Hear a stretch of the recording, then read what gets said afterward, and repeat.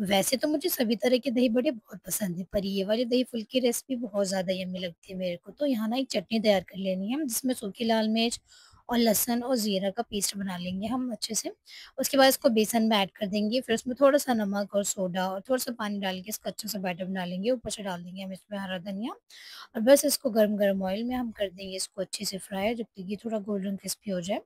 उसके बाद हमें यहाँ ले लेना है दही, दही को हम अच्छे से फेंट लेंगे, फिर उसमें थोड़ा-सा पानी ऐड कर देंगे और हम इसमें वही वाला पेस्ट ऐड कर देंगे चटनी का और फिर थोड़ा-सा इसमें डाल देंगे हम नमक और थोड़ा-सा भुना हुआ जीरे का पाउडर। इन सबको अच्छे से कर देंगे हम मिक्स और जब हमारे पकौड़े ठंडे हो जाएँगे, तो बस उसको भी इसमें कर देना है हमें अच्छे से मिक्स। बस हमारी दही बड़े बन कर के तैयार हैं और बस इसको हमें लगा देना ऊपर से तड़का। यहाँ मैंने लिया है ज़ीरा, थोड़ी-सी सूखी लाल मिर्च और इसको लगा देंगे हम तड़का। ये इतना यम्मी और इतना टेस्टी लगता है कि मैं क्या बताऊँ। वीडियो अच्छी लगी हो तो लाइक कर दीजिए, शेयर करिए और अगर मेरे चैनल पे नए हैं तो सब्सक्राइब कर लीजिए। Thank you, bye bye.